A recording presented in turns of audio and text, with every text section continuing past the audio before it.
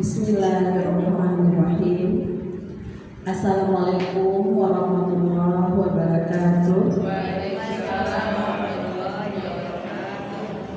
Alhamdulillahillazi hadana lihaza wa ma kunna linahtadiya laula an hadanallah. Asyhadu an la ilaha illallah wa asyhadu anna Muhammadar Rasulullah.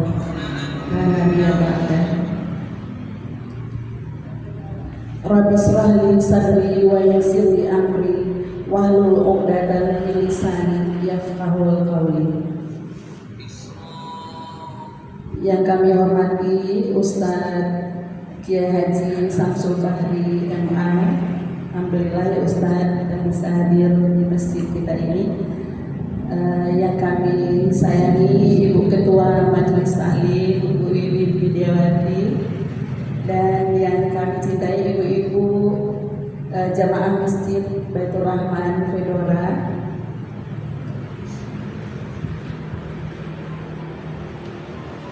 Puji syukur marilah sama-sama kita panjatkan kehadiran Allah Subhanahu wa taala yang mana pada sore hari yang berbahagia ini kita masih diberinya kesempatan untuk bisa memperbaiki diri agar hari ini bisa lebih baik dari hari kemarin dan hari esok bisa lebih baik daripada hari ini.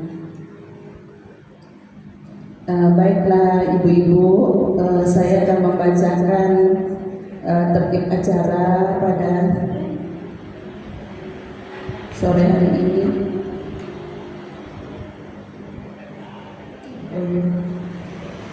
Dan tak lupa salawat beriring salam selalu tercurah kepada Rasulullah SAW, suri tauladan kita satu-satunya. Allahumma shalli ala sayyidina Muhammad wa ala ali Muhammad. Susunan taklim kita hari ini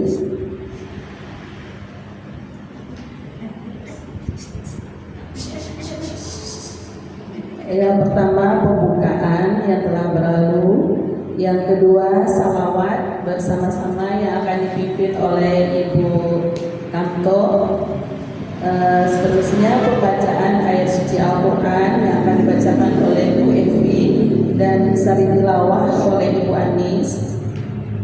Selanjutnya tausiah atau tanya jawab yang akan disampaikan oleh Ustadz kita nantinya, dan seterusnya doa serta terakhir penutup dan ramah tamah.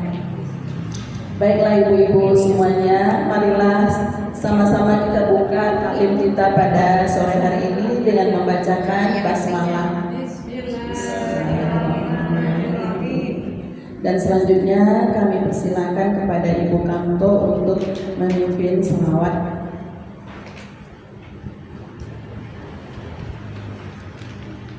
Dan kita ikuti bersama-sama ya.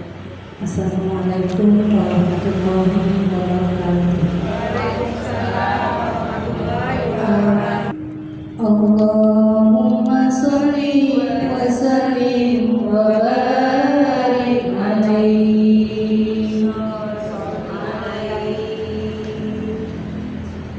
Astaghfirullah.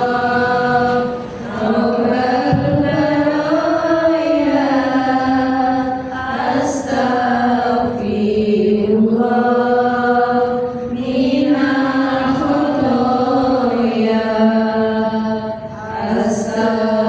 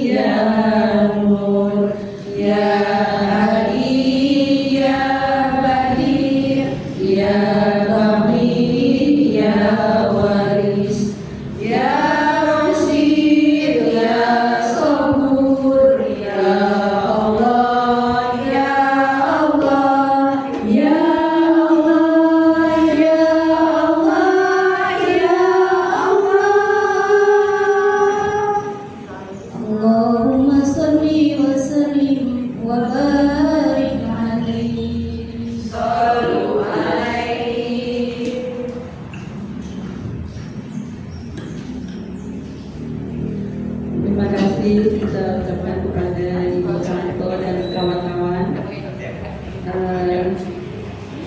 Selanjutnya kita masuk kepada acara yang berikut, ya, pembacaan ayat suci Al-Quran yang akan dibacakan oleh Ibu Evi Ahtati dan sari tilawah oleh Ibu Anis. Kepada Ibu berdua kami persilakan.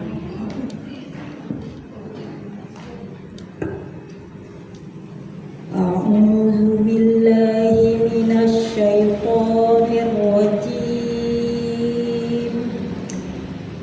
Bismillahirrahmanirrahim. Wasta'inu bis-sabri was-shalah wa innaha lakabiratun illa 'alal khashi'in.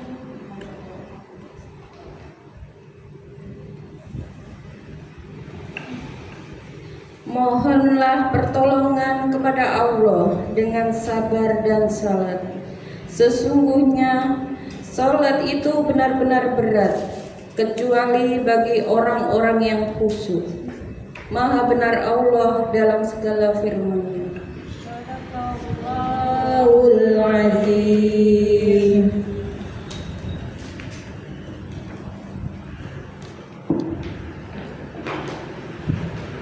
Terima kasih kepada Ibu Evi dan Ibu Anis yang telah membacakan ayat suci Al-Quran yang kita bersama.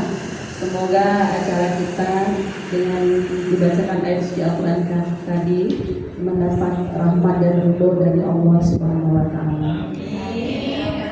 Dan selanjutnya kita masuk kepada acara inti yang kita tunggu-tunggu, ya Ibu-ibu, ceramah mengenai sholat, ya. Begitu pentingnya sholat ini sampai Allah bilang, ya, barang siapa yang menjaga sholatnya akan ditempatkan di surga Firdaus dalam surat Al-Mu'minun, ya Pak, ya Ustaz. Nah, alangkah sulitnya kita untuk sholat khusyuk. Penting sekali kita belajar ini karena hati kita ini suka bercabang-cabang di lembah dunia tuh Pak Ustaz. Ya, jadi marilah sama-sama kita dengar dengan khusyuk, ya, ceramah dari Ustaz Kiai Haji Samsul Bahri dengan judul sholat dengan khusyuk dan ikhlas. Lanjutan yang berapa bulan kemarin, ya Ibu, kepada Ustaz. Assalamualaikum warahmatullahi wabarakatuh. Waalaikumsalam warahmatullahi wabarakatuh. Bismillahirrahmanirrahim. Alhamdulillahi hamdan katsiran thayyiban mubarakan fi kama yuhibbu rabbuna wa yarda. Asyhadu an la ilaha illallah wahdahu la syarikalah al-qail wa la sawfa yu'tika rabbuka fatarda. Wa asyhadu anna sayyidana wa nabiyyana Muhammadan abduhu wa rasuluh al-mustafa wal murtada. Allahumma salli wa sallim wa barik ala sayyidina Muhammadin wa ala alihi wa ashabihi alladzina yatlubuna ridha. Amma ba'du. Ibu rahimakumullah, mari kita awali kajian di sore hari ini. Terlebih dahulu sama-sama memanjatkan syukur alhamdulillah kehadirat Allah Subhanahu wa taala. Di sore hari ini kita masih diberi sehat wal afiyah, masih diberi panjang umur, fil khairi wal barokah, masih dikasih waktu, kesempatan dan peluang untuk menambah amal ibadah. Maka kita terus berharap mudah-mudahan seluruh rangkaian amal ibadah kita diterima oleh Allah Subhanahu wa ta'ala. Kematian sebuah keniscayaan. Kita tidak mungkin bisa menghindar dari sebuah keniscayaan. Maka kita berharap mudah-mudahan manakala saatnya telah tiba, kita semua oleh Allah dipertemukan dalam keadaan husnul khotimah. Amin Allahumma amin. Kajian tentang masalah khusyuk dalam sholat kan dulu diawali dengan masalah tasawuf, Bu, ya. Sedikit saya ulas. Tasawuf itu mengacu kepada akhlak Nabi kita Muhammad sallallahu alaihi wasallam. Orang-orang yang terlibat dalam hal tasawuf, mereka disebut orang sufi. Orang sufi itu berharap dirinya yang dikendalikan oleh hati, maka hati itu harus bersih. Ada 3 cara yang ditempuh. Yang pertama, takhalli. Hati itu harus dikosongkan dari sifat-sifat tercela.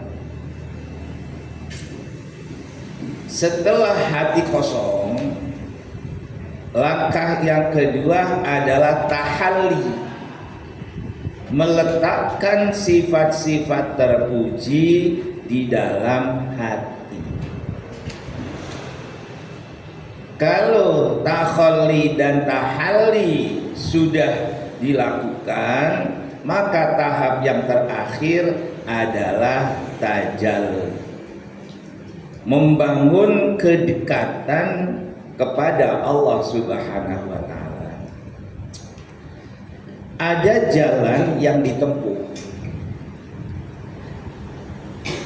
atau metode atau cara.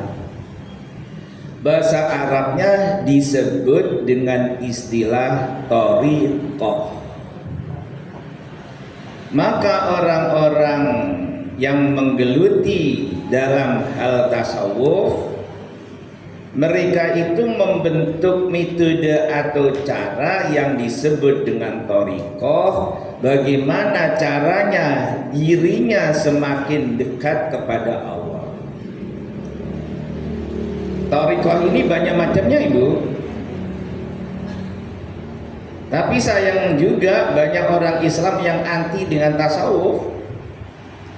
Kalau tasawuf itu kalau mau diikuti, insya Allah kita jadi orang benar. Nah, Nabi Muhammad sallallahu alaihi wasallam mengatakan, "Inni akhsyakum, aku adalah orang yang paling bertakwa kepada Allah." Kenapa Nabi mengatakan demikian? Karena Nabi senantiasa membangun kedekatan kepada Allah. Orang-orang tasawuf membentuk sebuah metode yang disebut thariqah. Ada thariqah yang dinamakan thariqah an-Naqsabandiyah. Di Padang tuh banyak tuh. Kalau di Jawa Barat itu Abah Anom. Thariqah Naqsabandiyah berzikir menggunakan lafaz la ilaha illallah. Nanti menjurusnya ke sholat, Bu, ya, sesuai dengan tema. Hati ini harus diaplas, dibersihkan. Kalau hati buram, ibarat cermin, setiap hari dipakai, habis keramas apa namanya, rambutnya dikipas-kipas, nyepret ke cermin, nggak pernah dibersihkan, jadi buram. Terus kalau kita bercermin kelihatan jelas nggak? Orang tasawuf tidak mau hidupnya nggak jelas, maka hatinya diamplas. dengan cara berzikir la, dari pusar ditarik ke otak, dari otak ditarik kalimat ilaha ke lambung kanan, dari lambung kanan dihajarkan ke lambung kiri illallah, sehingga bunyinya la ilaha illallah, la ilaha illallah, la ilaha illallah. Hati itu diumpamakan seperti tiga kalau mobil itu segitiga pengaman. Aplaus. Terus ada juga thariqah Al-Qadiriyah. Mereka itu berzikir menggunakan Allah, Allah, Allah, Allah. Maka orang-orang yang terlibat dalam thariqah Qadiriyah mengatakan, isilah detik-detik nafasmu dengan lafal Allah, Allah, Allah, Allah agar terlepas dari tipu daya syaitan. Kira-kira bisa nggak Bapak Ibu? Allah, Allah, Allah, Allah. Nafas kita nih Allah, Allah, Allah. Lebih enak mana? Allah, Allah atau duit. Enak mana? Berimbang. Oke, saya lanjut supaya ketemu dengan temanya nanti. Orang tasawuf itu benar-benar memanfaatkan petunjuk Al-Quran. Salah satu di antaranya di dalam surat Toha, kalau tidak salah ayat 14, Allah berfirman, aqimis sholah li dzikri. Laksanakan sholat dalam rangka untuk zikir kepadamu. Jadi orang-orang sufi itu fokus untuk berzikir, baik zikrun bil lisan atau zikrun bil arkan dalam bentuk sholat, ataupun zikrun bil qalbi, zikir melalui hati. Nah, orang-orang sufi ketika melaksanakan sholat itu bentuk zikir, maka beliau itu ketika melaksanakan sholat bagaimana sekhusyuk mungkin bahwa sholatnya itu bisa diterima oleh Allah. Kenapa? Khusyuk merupakan buah daripada iman. Kalau tadi Ibu mengatakan di dalam surat Al-Mu'minun, Allah berfirman, qad aflahal mu'minun, sungguh telah beruntung orang mukmin. Disebut mukmin berbeda dengan alladzina amanu. Kalau alladzina amanu, orang-orang yang beriman masih umum. Tapi kalau Allah sudah menyebut al-mu'minun, maka yang dimaksudkan adalah orang-orang yang memiliki iman yang mumpuni. Bagaimana dengan iman kita? Udah mumpuni belum? Belum. Apa sih sebetulnya iman itu, Ibu rahimakumullah? Kita pahami dulu. Nanti baru kita ketemu dengan masalah buah daripada iman. Iman itu secara bahasa artinya meyakini, percaya. Bisa juga artinya kepatuhan. Maka orang beriman adalah orang yang mempercayai apa yang didengar dari petunjuk Allah, baik melalui Al-Quran maupun sabda Nabi Muhammad SAW, lalu diwujudkan dalam bentuk kepatuhan. Itu namanya iman. Nah, sekarang Allah memberikan gambaran orang mukmin yang beruntung itu disebabkan apa dan apa yang mereka lakukan dijelaskan oleh Allah, alladzina hum fi sholatihim khashi'un. Orang mukmin yang imannya mumpuni ketika sholat dia benar-benar khusyuk. Khusyuk secara bahasa artinya merunduk. Khusyuk. Ada orang sholat, apa komentar ini? Manteng banget. Itu orang sholatnya khusyuk, padahal dia lupa baca apa ya. Gak kebaca, gak ketemu gitu. Kenapa? Saking khusyuk. Ibu rahimakumullah. Yang pertama, iman ini merupakan landasan diterimanya seluruh amaliyah manusia.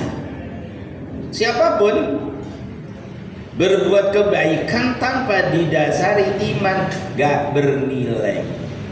Maka Allah berfirman, yarfa'illahu alladzina amanu minkum walladzina utul ilma darajat. Allah akan memberi nilai bagi orang-orang dua hal yang harus dimiliki, iman dan ilmu. Seseorang berbuat kebaikan, taruhlah nyumbang sebuah masjid 1 miliar, tapi bukan orang beriman, di hadapan Allah baik gak? Baik. Di hadapan kita baik gak? Tapi ada nilainya gak? Tidak ada nilainya, karena tidak beriman.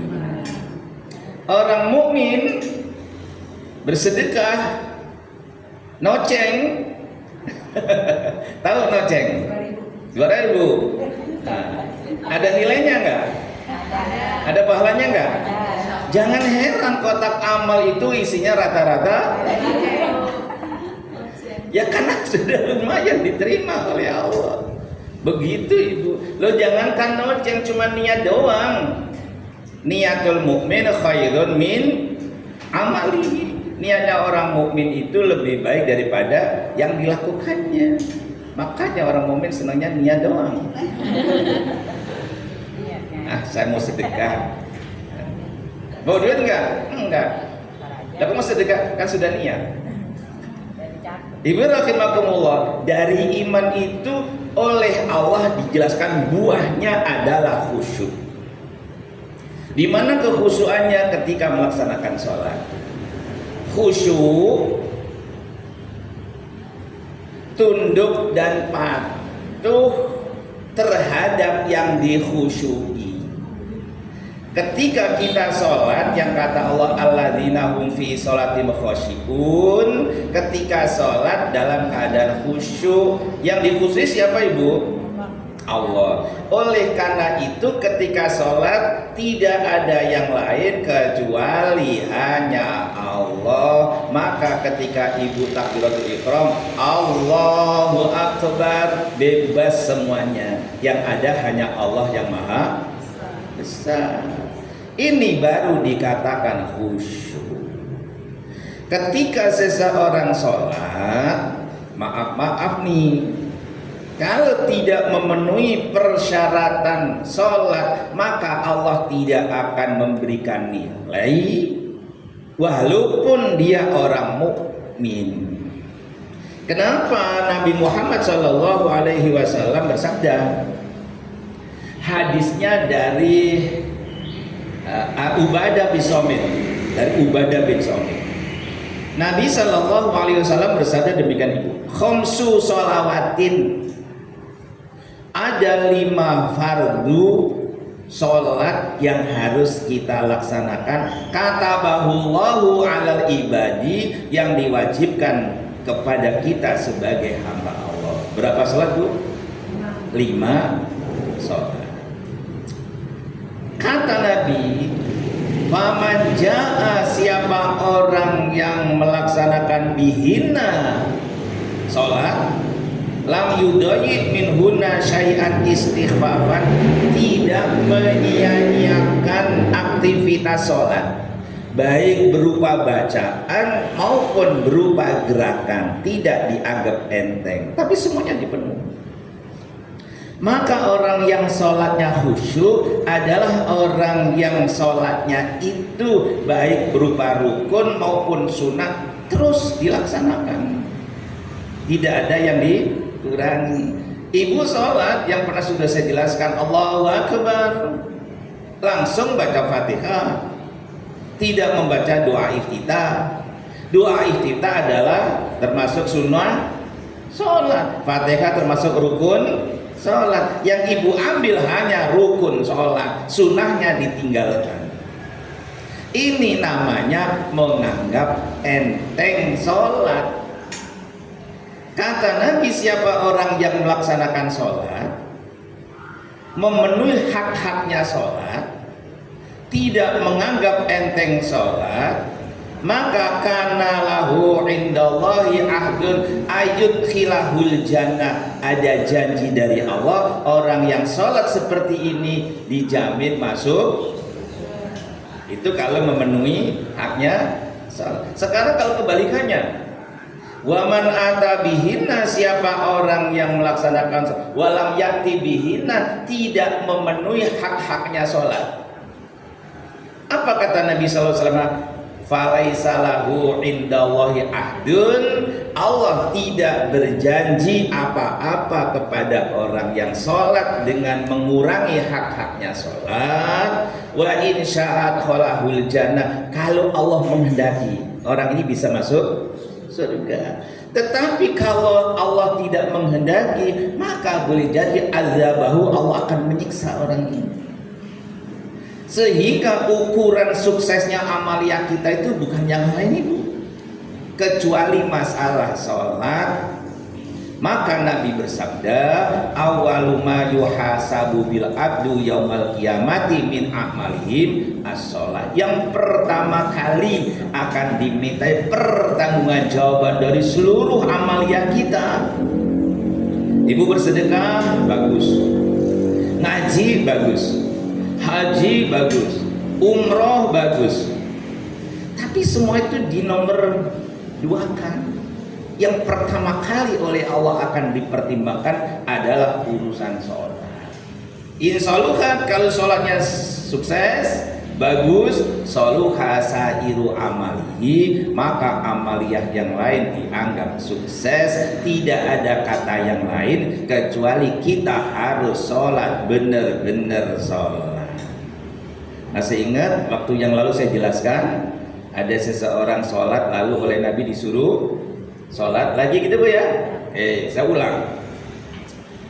Ketika Nabi bersama sahabat di masjid, dakhala rajulun, masuklah seseorang ke dalam masjid, namanya Khalad bin Rafi.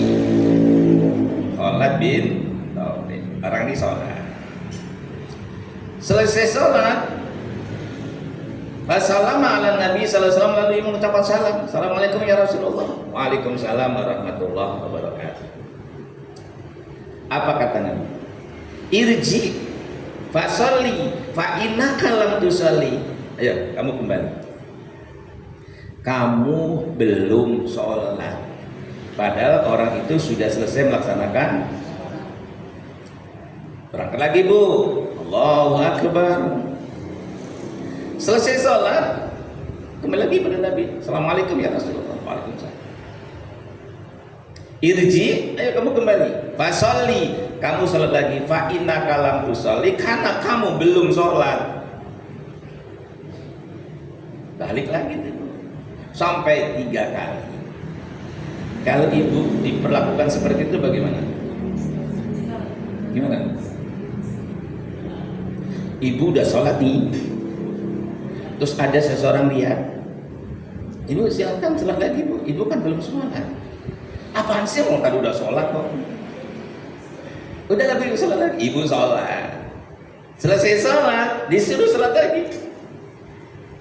Pasti ibu sewot, karena sudah melaksanakan sholat. Ini orang disuruh Nabi mengulang 3 kali karena oleh Nabi dikatakan fa innaka lam tusolli, kamu belum sholat. Akhirnya orang ini bereaksi, ibu rahimakumullah, wallazi ba'atsaka bil haqq ma ahsanal ghair. Demi Allah yang telah mengutus engkau ya Rasul dengan hak, inilah sholatku yang terbaik. Waduh, mengatakan ini sholatku yang terbaik.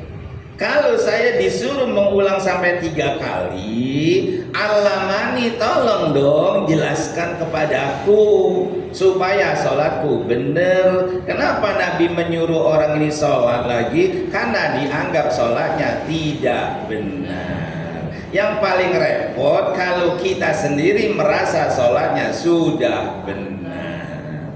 Oleh karena itu dia tidak mau lagi untuk ngaji. Untuk apa sih ngaji masalah sholat? Toh sholat saya sudah. Nah itu dia yang repot. Nah, kita mencoba Bu ya. Nanti apa yang dijelaskan oleh Nabi Shallallahu Alaihi Wasallam. Karena si orang ini minta diajari oleh Nabi, maka Nabi bersabda kepada orang itu, idza kumta ila sholat fakabbir, kalau kamu mendirikan sholat harus takbiratul ihram. Kan sudah saya jelaskan Bu ya. Nah, tapi belum selesai, belum tuntas penjelasannya. Nah, selesai takbiratul ihram, kalau Nabi sholat diceritakan Nabi diem sejenak. Untuk apa? Membaca doa iftitah. Saya tidak mengulang lagi, doa iftitah sudah saya jelaskan dulu ya. Oke. Selesai membaca doa iftitah, kata Nabi, faqra ma tayassara minal Qur'an, bacalah surah Al-Fatihah. Adalah bacalah yang paling mudah dari Al-Quran. Maksudnya baca surat Al-Fatihah. Istri Nabi ditanya, Sayyidatuna Ibunda Maimunah radhiyallahu anha, ya Sayyidah, Nabi itu kalau baca Fatihah seperti apa? Bismillahirrahmanirrahim. Diam lu. Alhamdulillahirabbil alamin. Diam. Ayatan bi ayatin, ayat demi ayat. Mentang-mentang suaranya cakep, nafasnya panjang, baca Fatihahnya Bismillahirrahmanirrahim, alhamdulillahirabbil alamin, arrahmanirrahim, maliki yaumiddin. Ada nggak begitu? Disambung. Kalau seperti itu, pertanyaannya, sesuaikah dengan bacaan Fatihahnya Nabi? Ayo, sama enggak? Sesuai enggak? Kalau tidak sesuai, berarti berbenturan dengan sabda Nabi, shollu kama ra'aitumuni usolli. Sholatlah kalian seperti ketika kalian lihat ketika aku melaksanakan sholat. Jadi sholat kita itu ukurannya adalah sholatnya Nabi.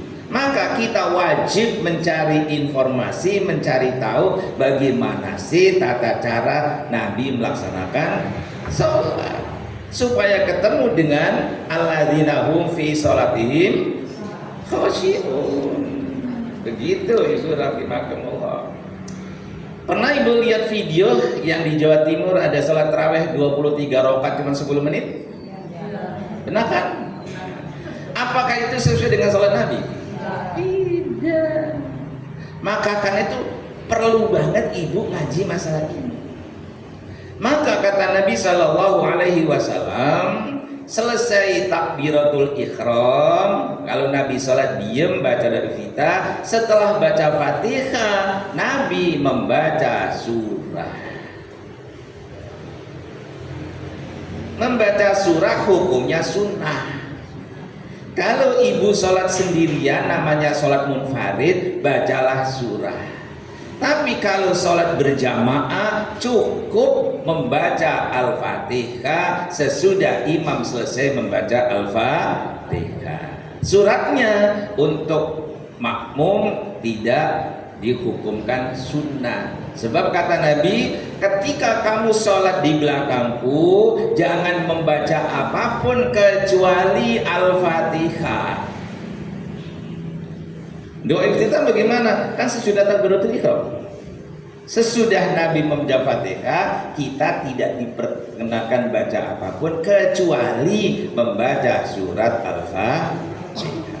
Oke, lanjut. Nanti saya jelaskan kenapa orang ini sholatnya harus diulang-ulang. Selesai membaca surat, sumarka hatta tatma'inna roki'an, rukuklah dengan tumaknina. Tumaknina ukurannya sekira seseorang membaca subhanallah. Paham Bu ya? Ibu rukuk nih, pegang lutut, Allahu Akbar, terus sekira subhanallah. Lama enggak? Itu sudah tumaknina. Tapi kalau hanya sekedar itu, subhanallah bukan tolok ukur lamanya ruku. Sebab lamanya ruku ada bacaan sunnah yang sudah saya jelaskan. Boleh ibu subhana rabbiyal azimi, boleh ibu subhanakallahumma rabbana wa bihamdika allahumma pilih. Boleh pilih. Sunnahnya berapa kali? 3 kali. Kalau Nabi banyak kali, kita sunnahnya 3 kali. Kalau hanya subhana rabbiyal azimi, sami Allahu liman hamidah, belum memenuhi sunnah. Kalau sudah seperti yang hanya 1 kali dibaca, namanya istighfafan, menganggap enteng. Sehingga ibu harus memaksakan diri. Kenapa? Karena harus khusyuk. Khusyuk bagaimana caranya? Ada rasa takut jangan sampai sholatnya tidak diterima. Kalau sholatnya seenaknya sendiri, kalau nggak mau terima. Begitu selesai ruku, sumarfa hatta ta'tadila qa'iman. Begitu sami Allahu liman hamidah. Apa yang dibaca? Baca sami Allah enggak? Baca enggak? Ayo. Gimana? Sami Allahu liman hamidah. Ibu berjamaah nih. Ibu baca enggak? Kenapa?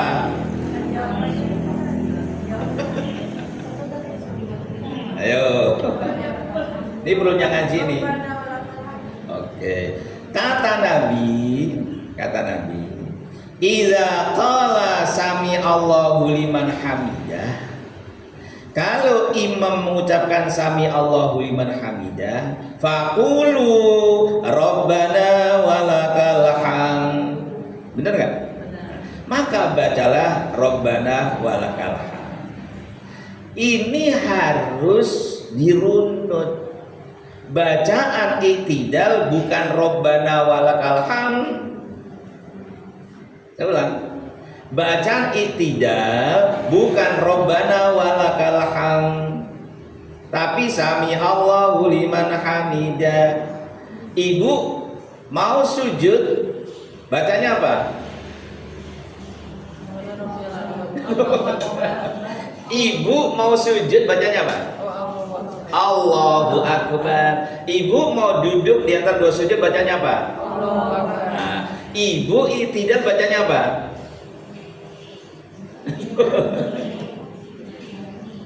Iktidal itu bangkit dari ruku. Bacanya apa? Sami Allahu liman hamidah. Itu bacaan iktidal. Lalu ibu susul Rabbana walakal hamd mil'as samawati wa mil'al ardi wa mil'a ma syi'ta min syai'in ba'du. Boleh mil'us samawati, boleh mil'a. Itu bacaan selesai iktidal. Ketika iktidal sami Allahu liman hamidah. Yang iktidal imam apa makmum? Yang iktidal imam apa makmum? Dua-dua. Nah, ibu bagaimana sih? Imam atau makmum yang i'tidal? Dua-duanya. Kalau imam i'tidal, makmum tidak i'tidal, sah nggak sholatnya? Ya enggak. Imam sudah sami Allahu liman hamidah, ibu tetap. Jadi imam, makmum harus i'tidal. Baca i'tidal itu sami Allahu liman hamidah. Bacaan sesudah i'tidal Rabbana walakal hamd. Maka Imam Syafi'i mengatakan makmum tetap diharuskan membaca sami Allahu liman hamidah. Dilanjut. Udah paham? Ih, perlunya ngaji. Ada pertanyaan, ayo, daripada nunggu-nunggu. Iya, kemarin kan saya kan kalau itu bilang ya sami Allahu liman hamidah, sami Allahu liman hamidah kan. Ya.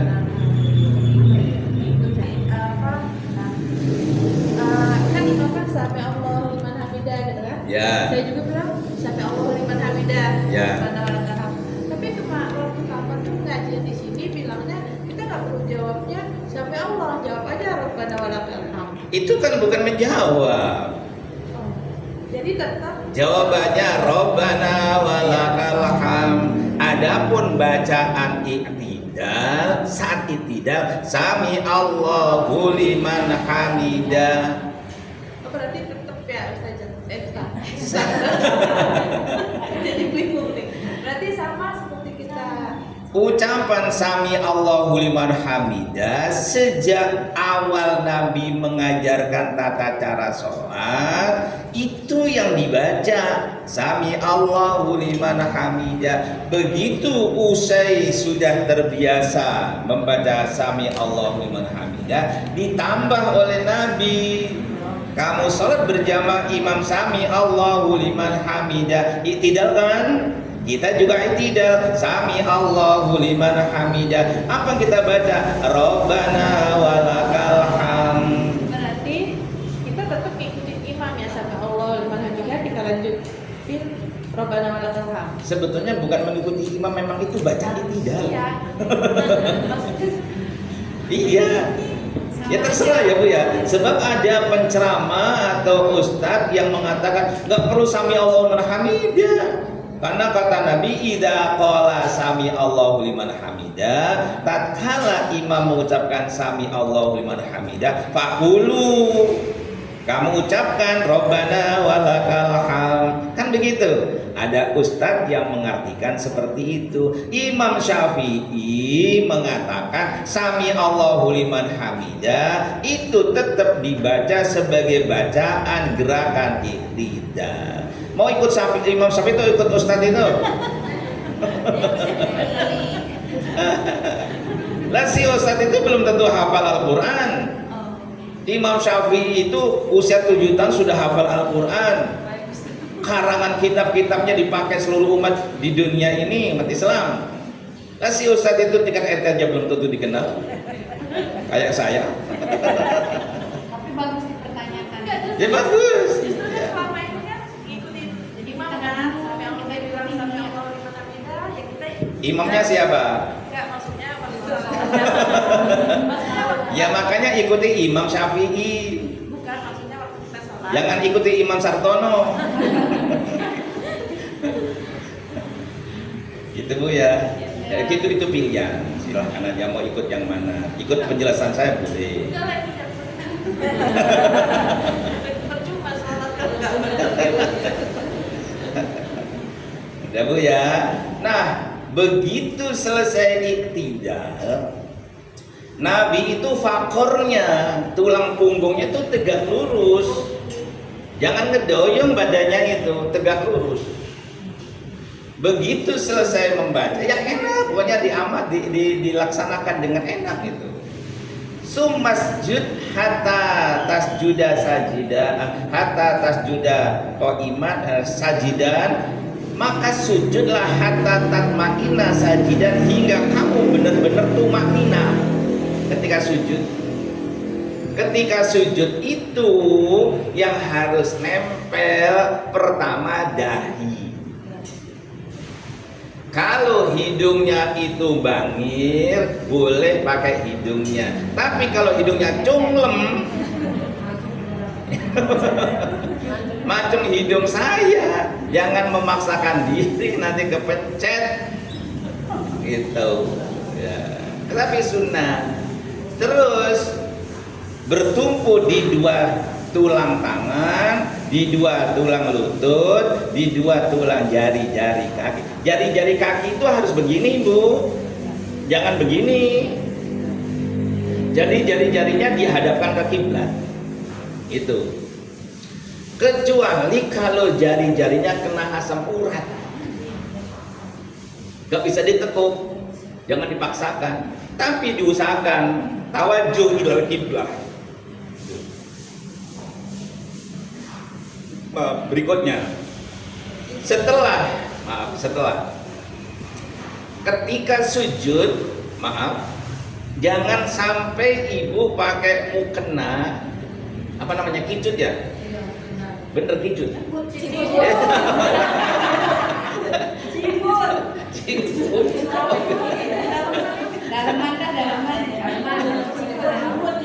Oh kicut.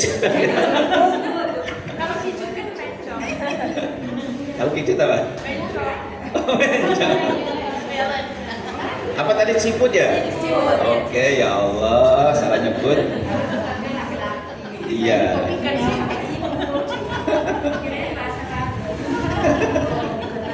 Kalau pakai ciput itu jangan sampai menutup dahi. Jangan sampai. Ibu memakai mukena atas bawah terus lebar. Begitu pas sujud mengembang ke depan. Ibu sujud dahinya nempel di atas mukena yang ibu pakai. Maka sholatnya tidak sah. Sama dengan laki-laki pakai peci begini, ini dahinya tertutup terus nempel di tempat sujud, tidak sah.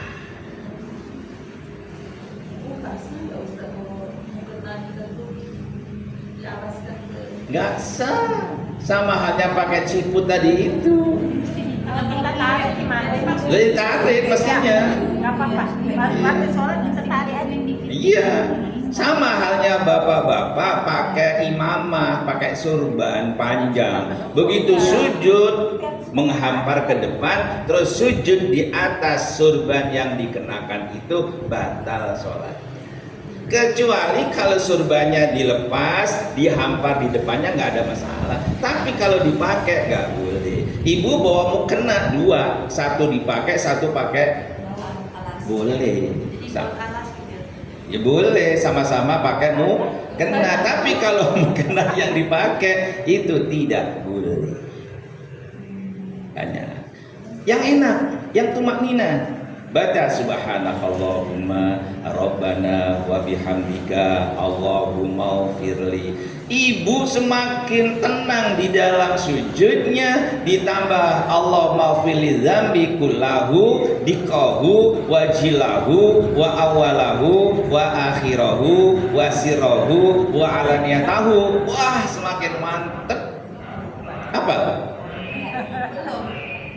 Allahumma fili dzambi kullahu, ya Allah ampuni semua dosa saya.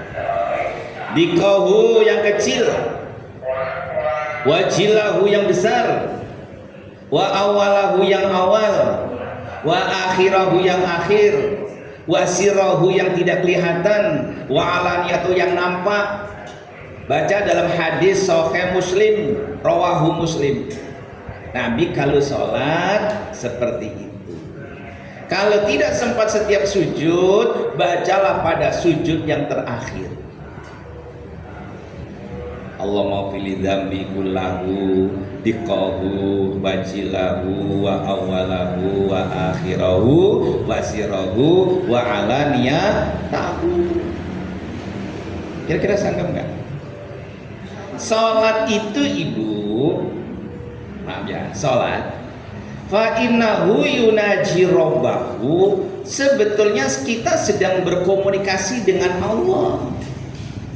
Terus dalam hadis yang lain, aqrabu ma bainal abdi wa rabbih inda sujud, jarak yang paling dekat antara kita dengan Allah di kala sujud. Ada yang mengartikan di kala sujud itu tak kala sholat, ada yang mengartikan indah sujud yang memang betul pada saat sujud. Yang enak begitu. Nah karena itu ibu rahimakumullah, kata Nabi, "Tsumasjud hatta tatma'inna sajidan." Ketika selesai sujud, kata Nabi, "Tsumarfa hatta tatma'inna sajalisan." Maka kamu duduklah hingga benar-benar tumakninah. Yang enak, saya sedang komunikasi dengan Allah. Rabbi firli warhamni wajburni warfa'ni warzuqni wahdini wa'afini wa'fu. Walaupun ada yang mengkritisi wa'fu'ani, nggak perlu. Ulama Syafi'iyah nggak apa-apa dipakai. Itu, ini posisi sedang dalam keadaan dekat dengan Allah, manfaatkan. Untuk apa kita buru-buru? Bacanya Rabbi firli wajburni, Rabbi firli. Apa yang dibaca? Yang enak, Rabbi firli warhamni wajburni warfa'ni warzuqni wahdini wa'afini wa'fu. Yang enak gitu. Kalau sudah sujud, lalu kata Nabi, sumarfa hatta tatma'inna jalisan, kamu duduk yang terakhir, namanya duduk tawarruk, hukumnya sunnah. Ketika duduk tawarruk, kita melakukan membaca tasahud akhir. Kalau awal namanya duduk iftirosh. Duduk terakhir namanya duduk tawarruk. Kalau yang pertama tahap awal namanya duduk iftirosh. Kemudian anjuran dari Nabi, wa'al dzalika fi sholatika kulliha, laksanakan yang tadi aku kasih tahu di seluruh rangkaian sholatmu. Mau sholat fardu, mau sholat sunnah, mau sholat sendirian, mau sholat berjamaah, mau jadi makmum, mau jadi imam, laksanakan pola sholat seperti ini, baru dikatakan sholatnya itu sempurna. Khusyuk, jangan ada yang lain kecuali hanya ada Allah. Begitu. Bagaimana caranya supaya kita itu tidak tercampur dengan aktivitas yang lain? Ikuti bacaan sholat, jangan ikuti pikiran. Kalau kita sholat ikut pikiran, ngelayap kemana-mana. Ingat ini, ingat itu, ingat ini, ingat itu. Tapi kalau kita ikuti bacaannya, Bismillahirrahmanirrahim, Alhamdulillah, nggak perlu harus mengerti. Kalau mengerti boleh, tidak harus tahu artinya. Kalau tahu artinya lebih cakep. Supaya khusyuk ikuti. Karena ada orang selesai baca Fatihah bingung sendiri, udah baca Fatihah belum? Nah itu dia. Selalu ya. Saya mau nanya itu tadi. Lah iya sudah waladhdallin, dia bilang amin, terus bingung. Baca apa ya? Udah baca Fatihah belum? Kenapa? Karena antara pikiran dengan lisan dan hati tidak connect. Sehingga ketika kita sholat harus hudurul qalbi, hati itu hadir. Makanya orang tasawuf itu menata dan mengelola hati. Jangan sampai hati itu bercampur baur dengan yang lain, lebih-lebih di kala sholat. Karena dalam surat Toha Allah firmankan, wa aqimis sholat li dzikri. Jadi sholat itu hanya untuk zikir kepada Allah, nggak ada yang lain. Zikir itu artinya ingat. Lah sholat kok ingat macam-macam. Ada yang lain, silakan Ibu rahimakumullah. Ya silakan. Ini Pak Ustadz, saya mau tanya, seandainya kita di rakaat nih ya. Ya. Di rakaat itu kadang-kadang suka ragu. Ya. Tadi udah berapa rakaat ya gitu. Ya, Nah ya. kira-kira kita menyelesaikannya apa kita ambil yang terkecil atau yang terbesar? Momennya kayak gini. Tadi kayak 2 rakaat deh. Apa kita terusin udah 3 yakin dengan keyakinan saja atau kita ambil yang kecilnya aja? Oke. Kalau ibu sholatnya munfarid, sholatnya sendirian, sholat sendirian nih, ibu sudah memasuki rakaat keempat. Taruhlah sholat zuhur atau sholat asar atau sholat isya, sudah memasuki rakaat keempat. Tapi karena pikirannya kemana-mana, terus ibu bingung sendiri, ini rakaat ketiga apa keempat? Maka ambillah yang terkecil. Kalau di sini rakaat keempat ibu ragu, maka jangan mengatakan 4 tapi katakan yang ketiga. Saya akan nambah. Tapi kalau persoalannya terjadi ibu sholat berjamaah, imamnya lupa, mestinya tahiyat akhir, terus imam berdiri. Karena berdirinya imam itu cepat, Allahu Akbar, dia sudah berdiri. Terus makmum mengingatkan Subhanallah, imam tetap berdiri. Padahal itu semestinya rakaat yang terakhir. Kalau imam berdiri berarti rakaat keberapa? Kelima. Ibu sudah paham itu rakaat keempat. Karena imam berdiri terus ibu ikut berdiri, sholatnya ibu batal. Jadi bagaimana? Diem nunggu imam sampai duduk sampai salam. Atau alternatif yang terakhir, ibu mufarokoh. Mufarokoh itu misah dari jamaah. Salamnya boleh menunggu imam, boleh salam lebih dahulu karena sudah pisah dari berjamaah. Maka imam itu harus mempunyai persyaratan, yang pertama faqih, yang kedua fasih. Gak boleh imam itu tidak fasih, terutama bacaan Fatihah. Ibu salat berjamaah, ibu faham baca Al-Quran, Bismillahirrahmanirrahim. Hak bu ya, imamnya Bismillahirrahmanirrahim. Benar salah? Salah. Ibu yang fasih berjamaah dengan imam yang tidak fasih, walaupun biharfin hanya 1 huruf, batolat sholatuhu, batal sholatnya. Baca dalam kitab Fathul Mu'in yang dikarang oleh Syekh Zainuddin bin Abdul Aziz Al-Manani Al-Malaybari. Jadi imam harus benar-benar fasih. Ada jadi imam Siratal ladzina an'amta, maksudnya an'amta. Dah, ini namanya imam oon. Bahasa fikihnya imamul ummi. Gak boleh kita berjamaah. Saya pernah ketika acara berbuka bersama, terus imamnya itu suaranya enak, tapi sayang, begitu saya tahu langsung pisah saya salat maghrib. Apa yang baca? Iyyaka na'budu wa iyyaka nasta'in ghairil maghdubi 'alaihim. Salah. Iyyaka dengan iyyaka, ghairil maghdubi ya ghairil maghdubi. Ya salah. Kalau membaca surah masih mending. Kalau baca Fatihah mutlak harus fasih, harus benar-benar makhrajnya itu pas.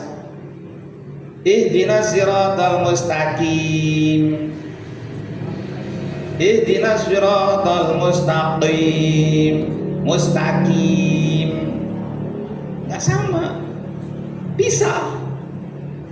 Udah enggak usah jadi imam. Kenapa? Dia menanggung keabsahan sholatnya makmum. Nah, itu. Ini banyak imam-imam itu yang apa? Saya sering mengoreksi. Ada imam baca wa rafa'na laka dzikrak. Mestinya wa rafa'na laka dzikrak. Yang artinya kami telah meninggikan namamu hai Muhammad. Ditinggikan bagaimana? Ada nama Allah gandeng dengan nama beliau. La ilaha illallah Muhammadur Rasul. Tuh, kan gandeng. La ilaha illallah ada Allah Muhammadur Rasulullah. Itu ditinggikan. Dia baca wa rafa'na laka dzikrak. Mereka perempuan meninggikan namamu hai Muhammad. Kalau wa rafa'na, kami Allah meninggikan namamu. Dibaca wa rafa'na laka dzikrak. Jadi mereka perempuan. Berubah enggak artinya? Berubah. Nah, itu. Jadi gitu Bu ya tadi ya. Kalau imamnya berjamaah, imamnya berdiri. Ibu yakin ini rokaatnya rokaat keempat. Kok imam berdiri menuju rokaat kelima, ibu jangan ikut. Kalau ikut sholatnya batal. Alternatif yang lain ibu pisah, mufarokoh. Boleh salam sendirian, boleh salamnya nunggu imam, walaupun mufarokoh. Yang terbaik salam duluan. Ada yang lain silakan. Misa di dalam hati.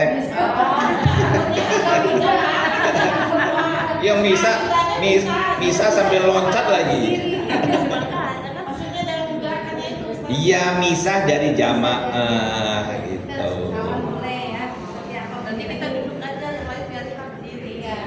Loh, kalau yang berdiri bukan gitu Ibu. Kalau yang berdiri dia sudah mengucapkan subhanallah, berarti kan dia tahu ini rakaat yang keempat. Kok imam berdiri?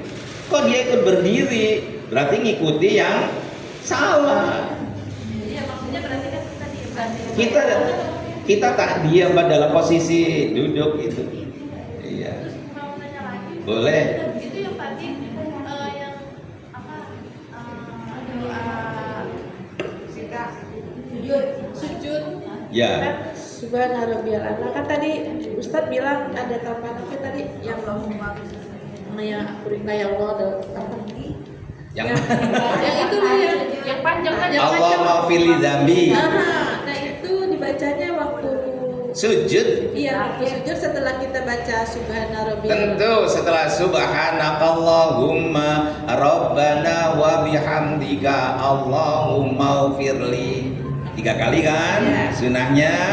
Terus ibu kan salat sendirian, terus ibu manfaatkan waktunya tambah Allahumma ufirli dzambi kullahu diqahu wajilahu wa awalahu wa akhirahu wa sirrahu wa alaniyatahu.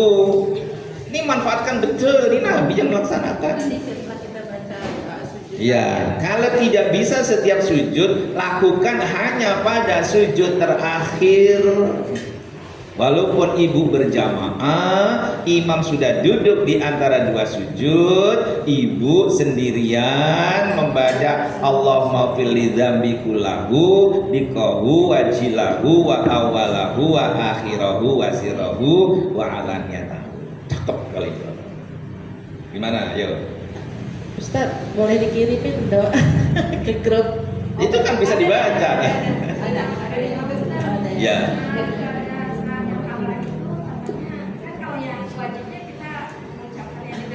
Ya.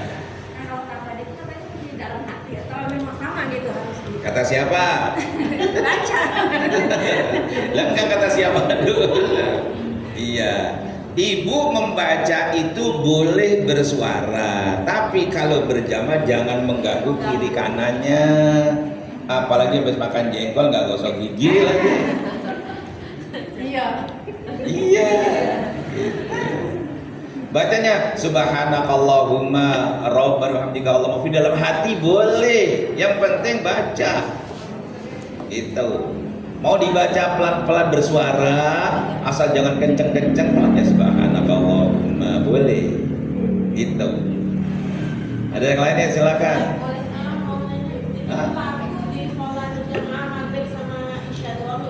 Apanya? Misalnya dia sholat jumhur asar itu kan nggak pasif ya? Maksudnya baca sama itu nggak bersuara, sementara bacaan dia bukan ustadz, imamnya itu belum fasih banget ya, itu gimana ustadz? Ada Allah dan dia tahu gitu.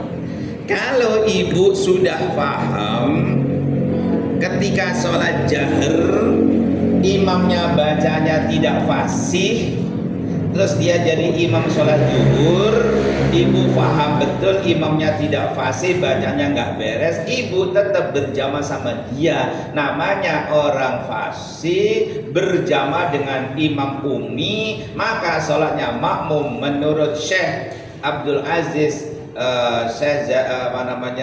dalam kitab Fathul Mu'in dikatakan batalat sholatuhu, batal sholatnya Syekh Zainuddin bin Abdul Aziz Al-Mannani Al-Malaybari. Ya nggak usah ngikutin, nggak usah berjamaah. Itu kalau tahu itu Bu ya. Kalau tidak tahu ya udah husnudon aja.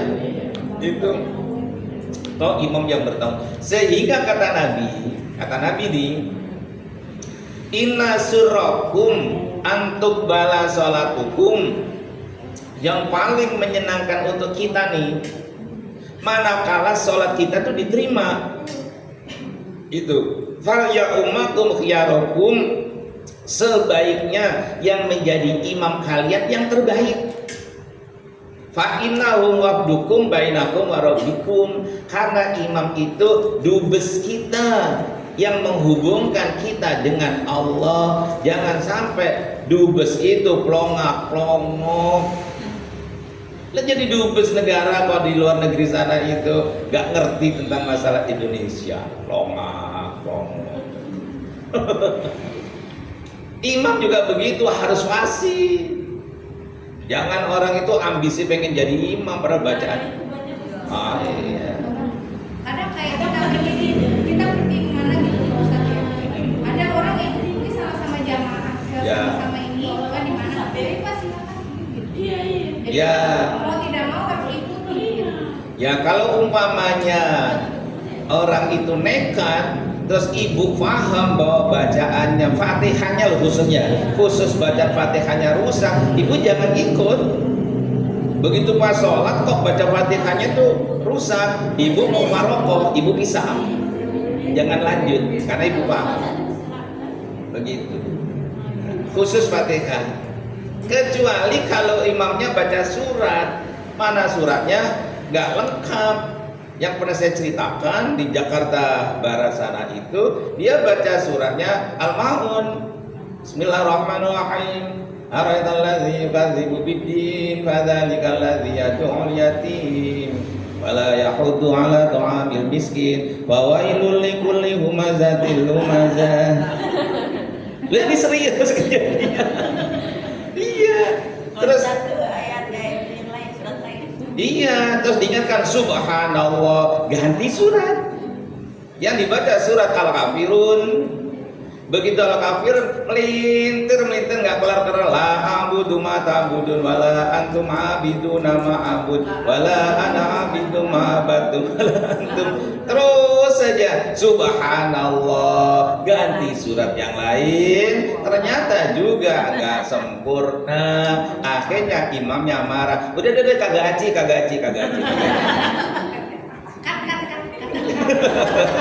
Ya pokoknya kagak haji. Dia bubar.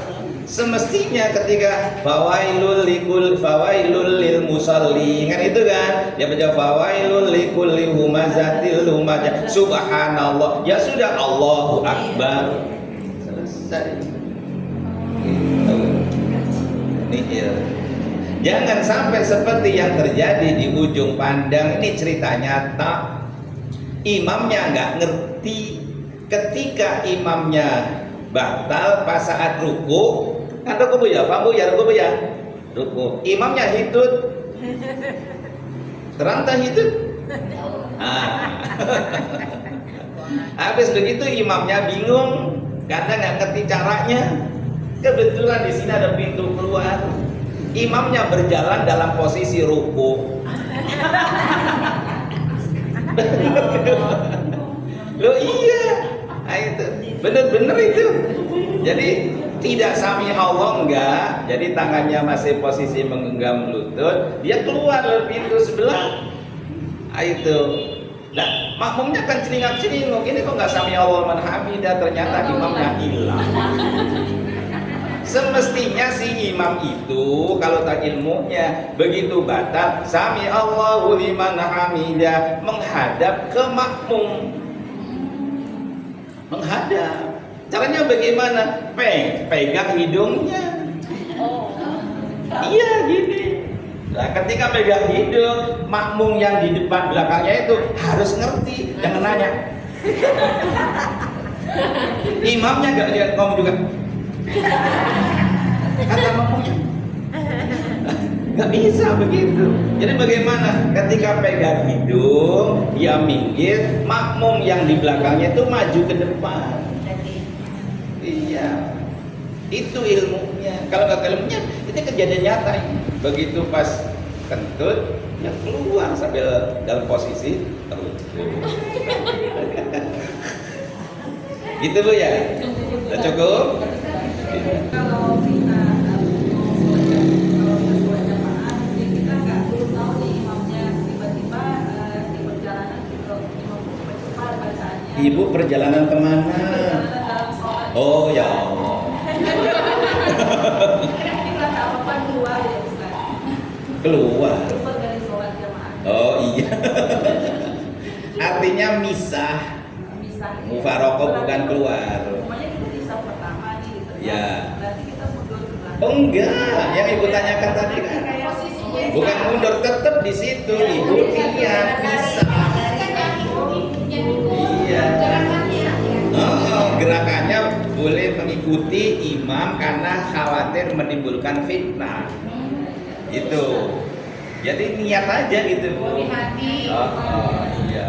Kirain kita diam aja.